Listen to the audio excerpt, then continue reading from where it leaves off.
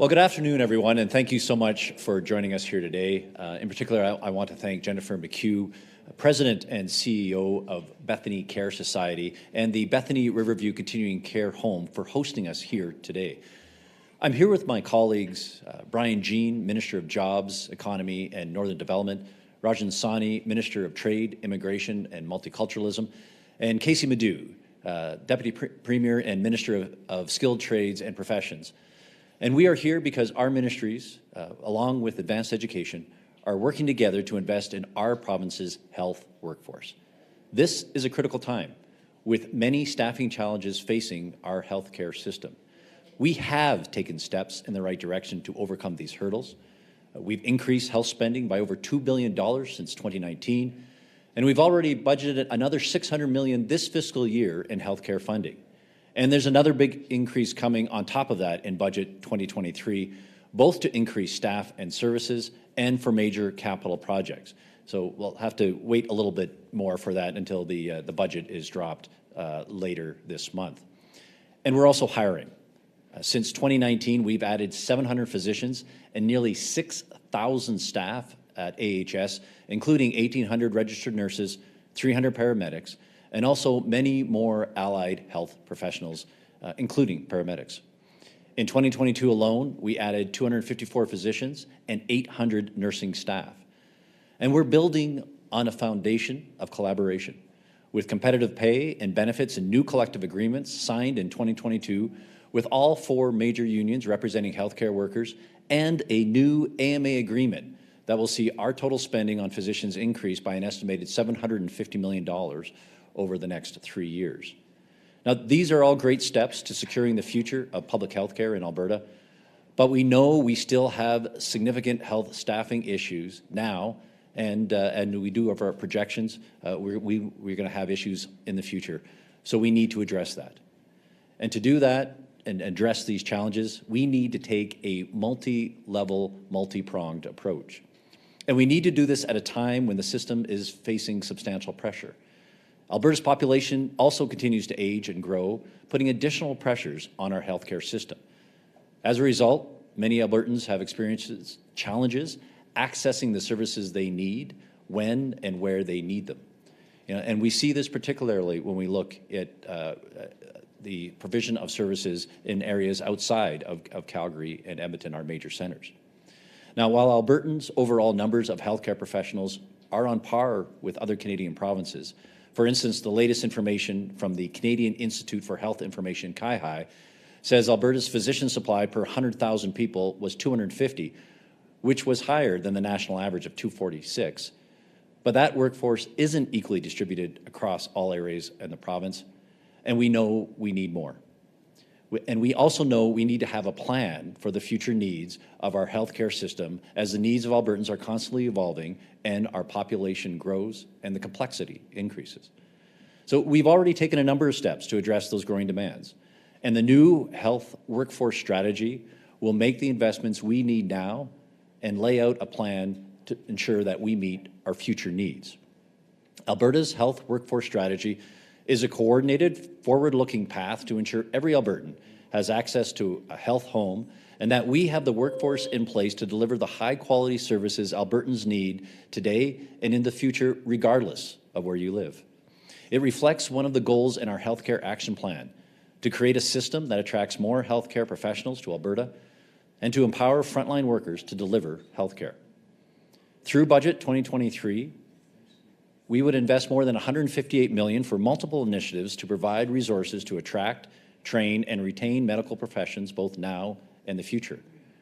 Some investments would include $90 million to strengthen programs to attract and retain rural physicians, $29 million to fulfill the government's commitment in the agreement signed with the Alberta Medical Association that specifically focuses on underserviced rural and remote communities, $7 million for the targeted recruitment of 500 internationally trained nurses from the United States and the United Kingdom, and $1 million to fund the Provincial Nurse Navigator Program, which support all nurses immigrating to Alberta.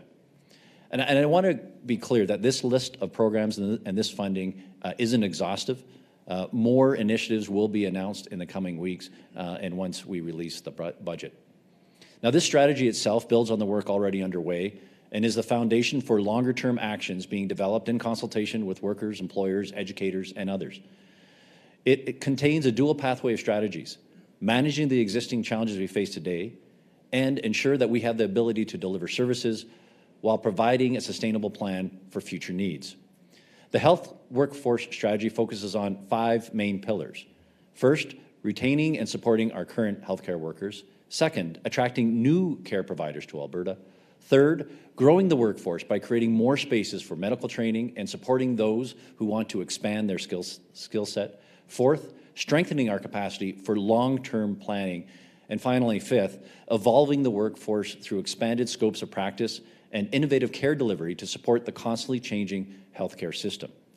We also know the importance of providing culturally appropriate care, in particular for Indigenous Albertans accessing the healthcare system. Creating spaces that support and encourage respectful and inclusive care for everyone who needs medical care should be a critical component for any future planning in our province. In addition to the work that is already underway, we are going to address the pillars through a wide range of new actions. These include adding to AHS's effort to retain healthcare workers already in the province, expanding programs to retain rural physicians, strengthening employee safety, and growing a diverse, equitable, and inclusive workforce.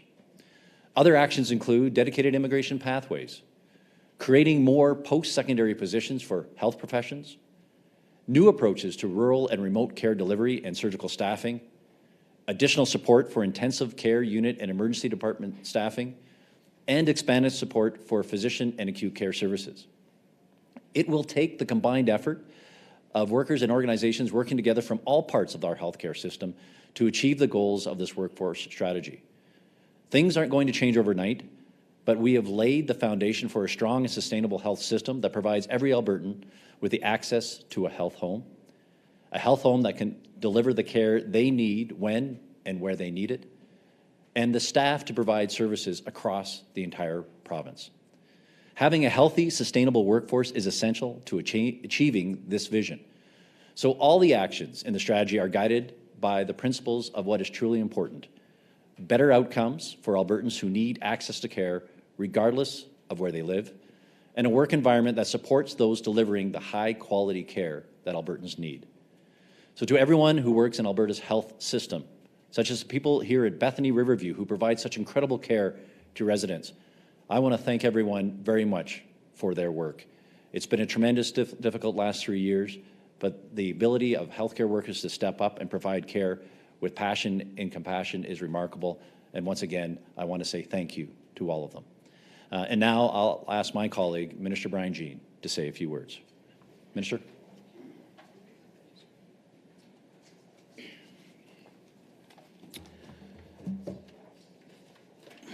Help is on the way. Thank you, Minister Copping. Today's Health Human Resources announcement demonstrates this government's commitment to supporting future growth. The renewed Alberta Advantage has inspired skilled people to join us from all around the world at record levels. One of the first considerations when people arrive in a new home is looking after their family's healthcare needs. Innovative strategies are necessary to ensure that every Albertan has access to healthcare services when and where they need them. As the Minister for Jobs, Economy and Northern Development, I'm proud to have my hardworking ministry department support this initiative through its workforce planning expertise. Alberta's government will be putting in place the necessary strategies to ensure that we offer Albertans the training needed to develop these skills within our province. We're also offering more bridging course options to ensure skilled, internationally trained professionals can support Albertans' healthcare needs sooner. And I'm particularly pleased to see that today's announcement includes a rural and remote care strategy. As we see more and more economic growth in rural Alberta, we're forecasting increased need for healthcare supports outside of our major cities to attract people. And we will be offering incentive funds to healthcare workers to practice in rural areas, and further recruitment actions are planned. In addition, we're working on strategies to recruit and to train and retrain more rural doctors and health professionals. Also, both the Northern Alberta Development Council bursaries and the new nursing programs in Grand Prairie and Lethbridge are inspiring more Albertans to train and practice outside of our larger cities. Today is a great day for Alberta's healthcare. With the renewed Alberta Advantage inspiring a strong, growing economy, we're ensuring, as a government, that all Albertans will have access to the healthcare they need where they need it. Now I'd like to invite my friend, the Minister of Trade, Immigration and Multiculturalism, Rajan Sawhney, to say a few words. Thank you.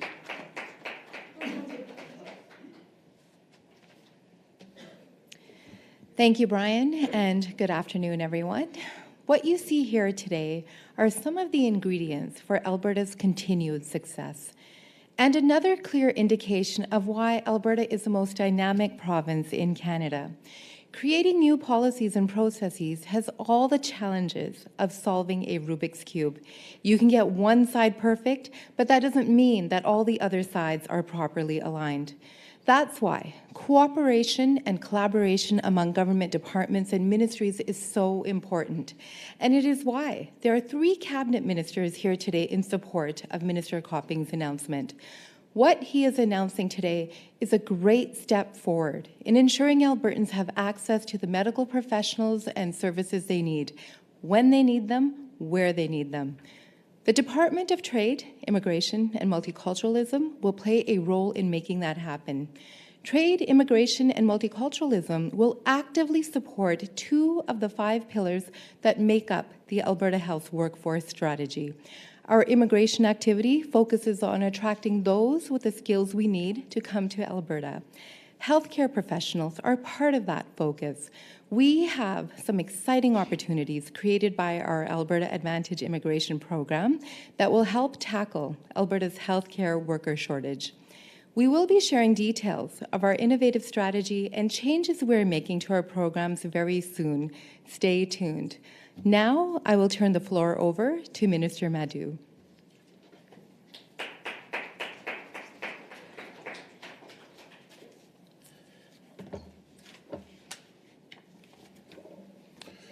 Thank you, Minister Sawhney. It is indeed my pleasure to be here today with my colleagues, Minister Copping, Minister Jean, and Minister Sawhney, for this exciting announcement of the upcoming health workforce strategy. But let me also thank the President and CEO of the Bethany Care Society, Jennifer McHugh, and the board and the residents of this wonderful residence for having us here this afternoon. Albertans are so fortunate to have the best frontline healthcare workers in the world. As Minister of Skilled Trades and Professions, I applaud the strategy's commitment to recruit healthcare workers from across Canada and around the globe. When healthcare workers make the decision to move to Alberta from other parts of Canada, we want them to work in our healthcare system as soon as possible. The Labour Mobility Act, which will soon come into force, will make it easier for highly skilled Canadian certified healthcare workers to bring their expertise to Alberta. By removing barriers to labour mobility, we are getting healthcare workers on the job faster.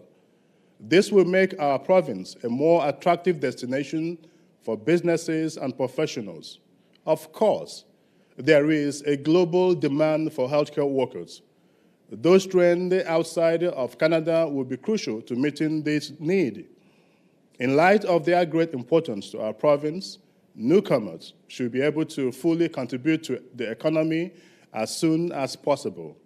And that is why in 2019, our government passed the Fair Registration Practices Act. This act established a Fairness for Newcomers Office and a Fair Registration Practices Code. These measures are helping us regulate professions and trade registration practices to ensure they are transparent, objective, impartial, and procedurally fair. In healthcare, we continue to take innovative steps to smooth the path for newcomers. Just this week, my ministry announced a pilot program for a new assessment approach for internationally educated nurses called the Triple Track Assessment, because it evaluates an applicant's potential for 3 different positions related to nursing. First, registered nurse. Second, licensed practical nurse, and third, healthcare aid. The goal of this pilot program is to help nurses trained outside of Canada find the best occupational fit through a hands-on assessment of their current skills. It uses a one-stop approach to reduce the guesswork that applicants too often use when choosing the best position to apply for in our province. This will help internationally educated nurses gain their eligibility to practice in Alberta quicker and help ensure our healthcare system remains strong now and in the future. Ensuring the future of healthcare for Albertans is critical to ensuring our quality of life and our economic vitality. The health workforce strategy would set out the steps we need to take to realize that secure future. I do want to thank you for being here today. And now, I would like to welcome Jennifer McHugh, President and CEO of Bethany Care Society, and a member of the Board of Directors for the Alberta Continuing Care Association. Jennifer.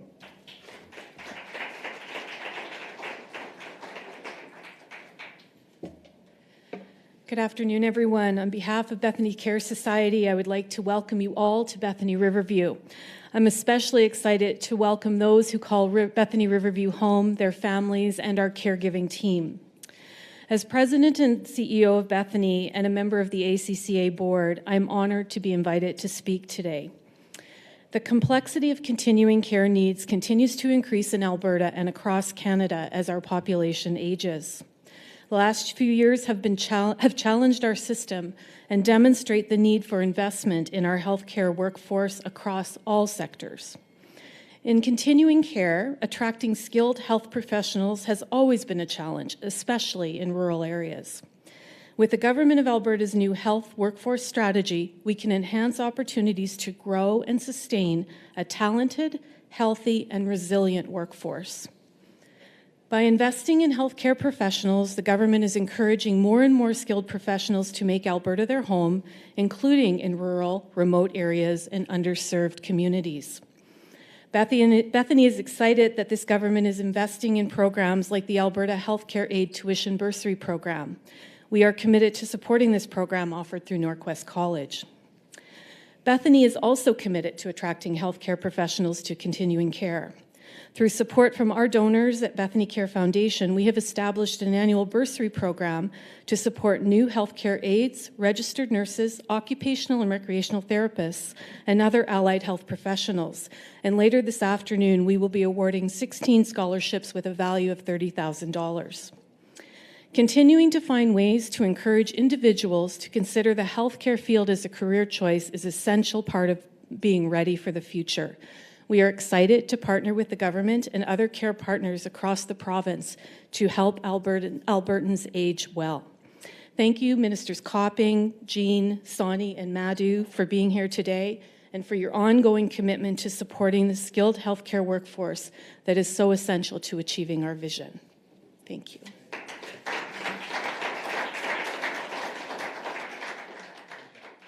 Thank you, Jennifer, and thank you, ministers, for taking part today. That concludes the formal portion of our announcement. We'll now take questions from the media.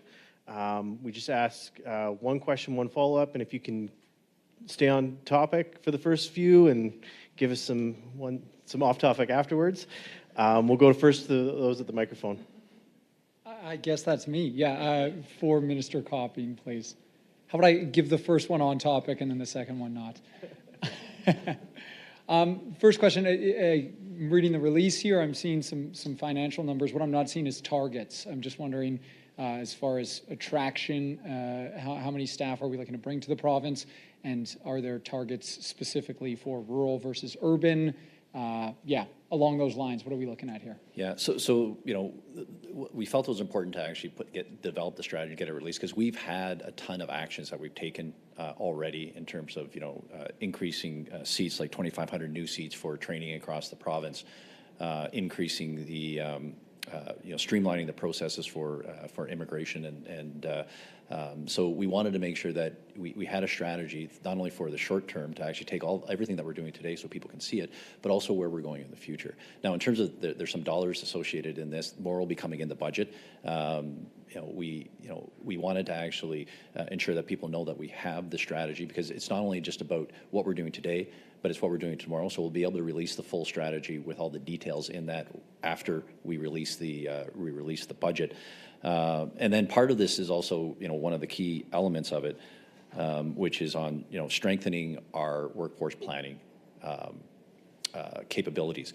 So that's, work obviously with Minister Jean's department, and work with AHS. Now, AHS has a fairly robust plan in terms of what they need and where they need it across the province, but they are just one employer. So we have other employers like Bethany Care and other on the continuing care space, and then you have multiple employers in terms of diagnostic imaging, and then, as you know, family physicians themselves are private organizations.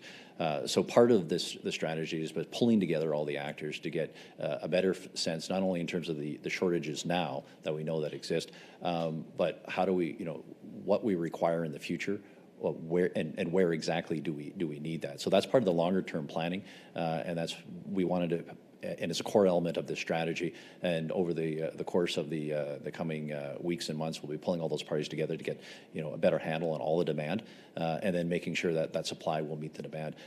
We know at this point in time, even though we have an increasing in the number of healthcare professionals, and we've had that, mentioned in my remarks earlier, and doctors, for example, an additional 250 in the province. We still need more, but also, part of the planning will go to, okay, not only we need more, but where exactly do we need it, and then how are people working? Because we also know that with innovative approaches. So, for example, there's a shortage of anesthesiologists in the province right now. So AHS has changed their approach, and so instead of having one anesthesiologist in an OR, they'll have one anesthesiologist looking after 3 ORs with other healthcare professionals monitoring in those locations. So we know that's going to change over time, which also will change what we need in the future as we change how we provide the care. So bringing the parties together to take a look at that as part of the pillar of strengthening our ability to assess the demand and then manage the supplies is a critical part of this. Thanks. And then my second question, off topic, apologies. We've been talking a lot this week about the Premier's plan for cleaning up orphan and abandoned wells. I'm just wondering, do you support her current strategy of essentially giving tax breaks to these multi-billion-dollar companies to clean up after themselves? So we make decisions as a government and move forward as a government. So this is the Premier that put this forward to be able to address these issues, and so we as a government support that. But I don't know if Minister Jean, if you want to speak further on this particular issue. Thanks, Minister Copping. And of course, this is a liability issue for the people of Alberta. And as a government, we need to take care of the people's money very carefully. But we also have to recognize that these are liabilities that are affecting people on a day-to-day basis and communities and townships right across the province. And we need to find a solution to it. We can't always look back and blame what's happened in the past. What we need to do is look forward and make sure we make the adequate decisions that are in the best interest of the people going forward. And that's what we're doing with the orphan well system. Thanks. Thanks very much. Operator, can you put through our first caller? Thank you. Alana Smith, Globe and Mail. Hi, thanks for taking my question. My question is for Minister Copping. I see on the Health Canada website that there's now been an approval for the importation of, ibuprofen pediatric syrup for retail and hospitals in Alberta. So I'm wondering if you can just give us kind of an overall understanding of where we're at with that process of importing children's pain medications to Alberta. Yeah, so we are working for the retail shipment with our supplier in Turkey. We are tentatively looking at within the next couple of weeks to actually bring in that supply. There still is, my understanding is a little bit of conversation between us and the federal government to finalize all the aspects of that. But I think it's almost there, and we can bring the shipment for Alberta in over the next couple of weeks. But we'll reach. We can provide more details on that once we get that locked down. But I'm hopeful we'll get that locked down by the end of this week. Thanks, Alana. Do you have a follow-up? And then I'm hoping you can just, I do, yes, thank you. I'm hoping one of them is just kind of a clarification. I'm just wondering if this application, the one that's just been approved, if that's the final application from the Alberta government. And then in addition to that, my actual question is like, the expectation was that these pain meds would arrive by Christmas. It's obviously about 2 months after that. So I'm just wondering if you can speak to those delays on getting these medications to Alberta and kind of what made this process go on for so long. Yeah, it's been been working with the Health Canada and the federal government for approvals, making the application. We got the original the original shipment for use within hospitals, and that's already hit the ground in January. But it's been working with the supplier in terms of labeling, in terms of child-proof caps, in terms of making sure they had all the documentation. That has, quite frankly, taken quite some time to be able to do that now. But again, I'm optimistic that within the next couple of weeks we'll see the shipment of acetaminophen, and then we're still working through on the ibuprofen. Thanks very much. Operator, you can put through our next caller. Josh Aldridge, Calgary Herald. Good afternoon. This is for Minister Coping. Just on what you announced today, I'm from rural Alberta. I know I grew up in rural Alberta. This is bringing in healthcare workers to rural Alberta is a long-standing problem, as long as I can remember, going back 30, 40 years. Could you put into context this shortage and the struggle to attract healthcare workers to Alberta or to rural Alberta, and how will this program differ from other efforts to address this shortage? Yeah. Oh, great question. So we and it's not only Alberta, but this is provinces across the country, and quite frankly, a number of first world nations are seeing a shortage of healthcare staff, and a big part of that has been the challenge until managing COVID, and then individuals being burnt out and then leaving the profession. And you're quite right. There has historically been challenges, particularly in rural areas in rural Alberta, in terms of attraction and retention. So what is part of this plan is doing, what are we doing differently? So one of the things, and we've already started, which is train local and hire local. So, for example, a great example of this is in Wainwright, where the University of Calgary has accepted students who actually live local in that area to do the first 2 years of training for nursing virtually online, and then working with AHS. So this is an approach with the town of Wainwright, University of Calgary, and AHS facilities there to do the on-the-job training right there, and then with the opportunity to hire them right there. So so that is one example by training local and hiring local, people will stay.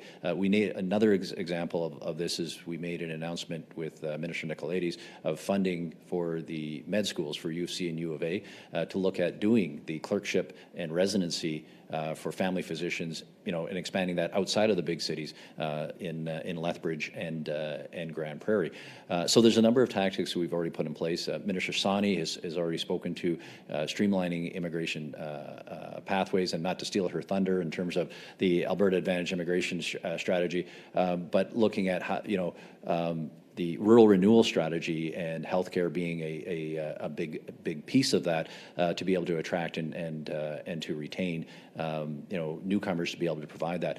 And then we're also looking at, and we've already made agreements with a number of the unions in terms of rural investment funds to be able to move people out or support people in the rural areas. So it's important that we have a strategy, and the key elements of the strategy, not only from a planning standpoint of what is the demand going to be, but then also to measure, what the excess is. Are we actually getting the people where we need them, so that we don't have to close services or suspend services for a period of time in our rural hospitals, that we can open it all up, and then people have access to family physicians or nurse practitioners, and we have not only as doctors and nurses, but all the allied health professions to be able to maintain the services and continue to measure that. And then the tactics will evolve over time, but having a strategy to be able to have the people at the table to talk about that and look at all these elements is critical importance. And I don't know, Minister Sawhney, do you want to talk a little bit about the immigration? Okay, I covered it. Sorry, my apologies. Josh, you have a follow-up? Yeah, and do you have a grasp of how big that shortage is right now? I know you talked in your opening remarks, it kind of depends on the part of the province and all the rest, but do you have an idea, kind of a numerical idea, how big that shortage is when it comes to rural healthcare providers, whether it's doctors, nurses, allied professionals, ambulance, all the way down the line? Do you have an idea what kind of numbers that you're looking at that's needed to address this backlog or shortage, rather? Yeah, we don't have the exact numbers right now. I know AHS has their numbers, but the reality is when we take a look at this at the highest level is, what does success look like to us, that every Albertan has access to a health home, number one, and number two, that all the services that we are providing in all the facilities across the province have the staff that they need to provide those services. And one of the challenges is we can give you numbers for AHS, which actually track this on a regular basis, but it's not just about AHS. It's about other employers and on the continuing care space. That they are having challenges, and we've heard this in rural areas as well, to be able to attract and retain workers. So we don't have an exact number, and that's part of why this strategy is so important, to work together with everyone to actually ensure we have the numbers not only today, and we know we need more, but in the future, and we can plan accordingly. Thank you very much. We have time for one more set of questions. Operator, can you put through our last caller? Save Kaiser, Global News. Good afternoon. My question for the health minister, Minister Copping, we're seeing issues like this across the province, like you said, mostly due to shortages. But we're also seeing these announcements made every so often, like the Reside announcement last year regarding trying to get more doctors into rural Alberta, and at the cost of $2 million a year. That was before the AMA deal where you upped the funding to that. We didn't see that program be so successful. After about a year, you only managed to get one doctor relocated to rural Alberta, falling short on your own promise by 19. So I'm just wondering, how do you make sure these programs are actually working like the one you announced today, rather than more of the government just throwing money into the void? Yeah. So, well, and I appreciate your comments about Reside. That was you worked together with other stakeholders to develop that program. We put it out there. It didn't get the results we wanted. We wanted 20 docs, and we got one. So we changed the parameters associated with that. Now we have more docs getting in, and it's not a single application; it's a rolling application. So we are going to continue to make changes to the programs to get to the results that we need. And this is why it's important to actually have a broader strategy. There are tons of tactics that governments and our government will work with stakeholders to put in place to be able to address the issues. Some of them will work, some of them won't. But what's important is actually we continue to evaluate them, and what's not working, we change it, because at the end of the day, we need to ensure that we have the staff available in the places that we need them, so we can provide the services, the health services to Albertans where and when they need them, and to make sure that we keep going until we get it right. Safety, you have a follow-up?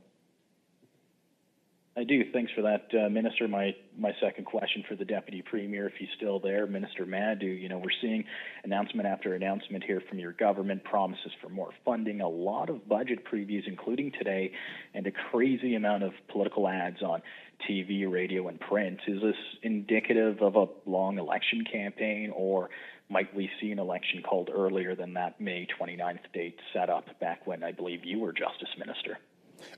I don't think so, Josh. I think what you are seeing here is government responding to the concerns and the issues that have been flagged for us in our various communities. We hear from the medical profession. We hear from our frontline healthcare workers that have been burnt out over the last 3 years. We hear great needs of medical doctors across the province. It is government's responsibility to listen and to make sure that we are attending to the needs of our people. I think that is what today's announcement is all about. And I think the Premier and all of us in government have been clear from day one that when it comes to making sure that we have the best healthcare system in our country, making sure that we have the staff, the frontline workers that we need, money will not be an impediment. I think that is what we are seeing here. We're prepared to we've opened the Treasury to make sure that we are funding what the gaps that we see in our system, and we will continue to do that until this is no longer a problem for Albertans. At the end of the day, our goal is to make sure that Albertans who need care get the care that they deserve in their communities when and at the appropriate time. Thank you very much. That's all the time we have today. If there are any other questions, please feel free to follow up. Thank you. Thank you, everyone.